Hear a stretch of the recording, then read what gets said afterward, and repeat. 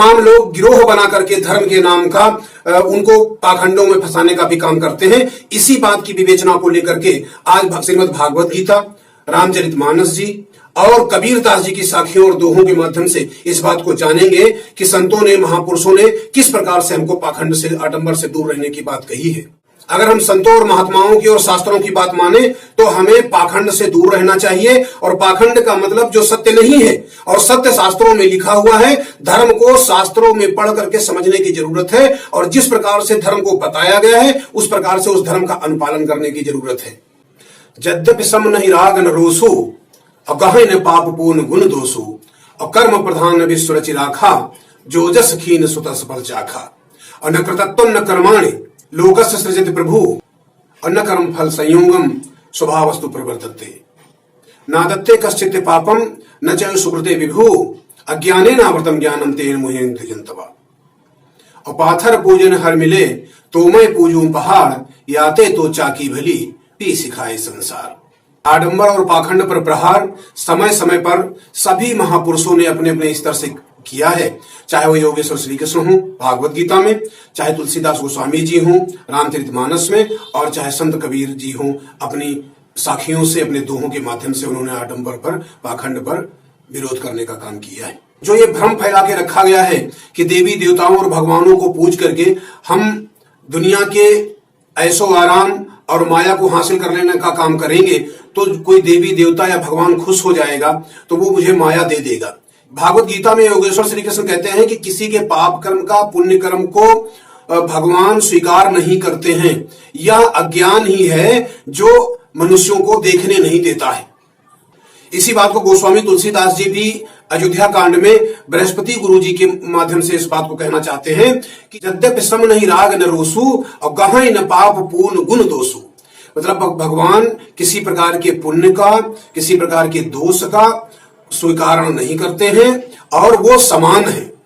और उसी के आगे वो कहते हैं कि कर्म प्रधान विश्व रचि राखा, जो जस कीन सो तस फल चाखा। अब इसमें किसी देवी देवता से मनौती करना और उनसे सांसारिक चीजों को मांगना और फिर वो पूरी कर देंगे, इस अपेक्षा को रखना और इस अपेक्षाओं के पूरे एक आडंबर को फैला के समाज में रखना, ये जो हमारे धर्म के खिलाफ भी एक तरीके की साजिश है। ऐसी परिस्थितियों में लोगों को समझना पड़ेगा और ग्रंथों में जो शास्त्रों में लिखा हुआ है वही जीवन हमें स्वीकार करने की जरूरत है। क्योंकि भागवत गीता में बार बार श्री कृष्ण ने कहा है अर्जुन से कि शास्त्रों को देखो, जो शास्त्रों में जो लिखा हुआ है, जो शास्त्रों में महापुरुषों ने कहा है, उस लिखे को पढ़ करके, अध्ययन करके, समझ करके और फिर जीवन को आगे बढ़ाने का, जीवन के कदमों को आगे बढ़ाने का काम आपको किया जाना चाहिए। यही बात कबीरदास जी भी कहते हैं कि पाथर पूजे हर मिले तो मैं पूजूं पहाड़, याते तो चाकी भली पूज खाए संसार। कबीरदास जी भी इसी बात की ओर हमको इंगित करते हैं कि अगर पत्थर पूजने से अगर हर मिल सकते हैं, अगर कुछ मिल सकता है तो मैं पहाड़ को पूज सकता हूं। लेकिन उनका भी ये कहने का उद्देश्य यही है कि इस प्रकार के जो पूजा पाठ हैं, इस प्रकार की जो मनौतियां हैं वो शास्त्र संगत नहीं है। और तुलसीदास जी भी इस बात को कह रहे हैं कि यद्यपि सम नहीं राग न रोसु, और गहे न पाप पूर्ण गुण दोषु।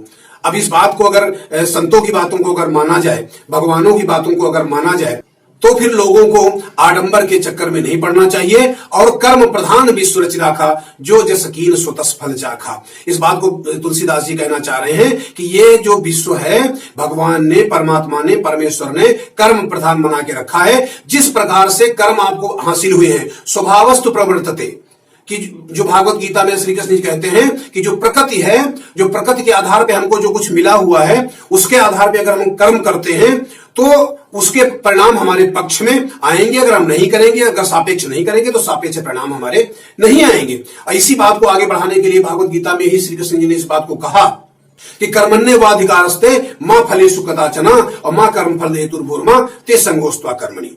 कहने का मतलब उनका है कि कर्म करना तुम्हारे अधिकार में है, फल तुम्हारे अधिकार में नहीं है। और अगर फल के अधिकार को हासिल करने की कोशिश में रहोगे, अगर फल के दृष्टिकोण को प्रमुखता दोगे, अपना नियत जो कर्म है उस कर्म को निरंतर अपनी मेहनत, अपनी क्षमता और अपने दृष्टिकोण के आधार पर नियंत्रण करते रहना चाहिए। और जब उन्होंने कहा स्वभावस्तु प्रवर्तते, जब हम कर्म नियत कर्म हम जब करेंगे निर्धारित तरीके से ईमानदारी से करेंगे तो जो प्रकृति है, जो व्यवस्था है परमात्मा की, वह कभी बेईमानी नहीं करती है।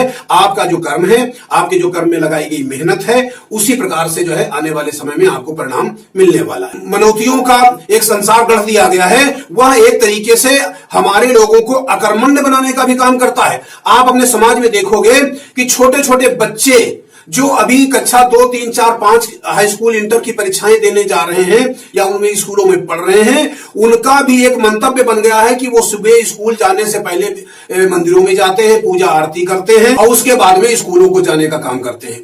उनके मनों में इस बात को भरा जा रहा है या ये बातें उनके मनों में भर जा रही हैं कि जब भगवान के दर्शन करेंगे, भगवान का पूजन भजन करेंगे और उनको अगरबत्ती फूल चढ़ाएंगे तो हम अच्छे नंबरों से पास हो जाएंगे। ये जो भावना बच्चों में भरी जा रही है या भर जाएगी, वह उन्हें आने वाले समय में अकर्मण्य बनाने का काम करेगी, क्योंकि उसके मन में इस बात की दृढ़ता हो जाएगी कि मैंने तो अगरबत्ती सुलगा दी थी और मैं रोजाना अगरबत्ती सुलगाता हूं, मैं रोजाना भगवान को प्रणाम करता हूं, उनके ऊपर फूल चढ़ाता हूं, तो मुझे अच्छे नंबर मिलेंगे ही। मैं अगर थोड़ा कम भी पढ़ पाऊंगा, अगर कम भी पढ़ाई में मेहनत करूंगा तो मुझे अच्छे नंबर मिलेंगे ही। और यही कारण है कि उसे अकर्मण्यता की ओर जाना पड़ेगा। वह व्यक्ति बनेगा समाज का तो वह अकर्मण्य समाज का व्यक्ति बनेगा।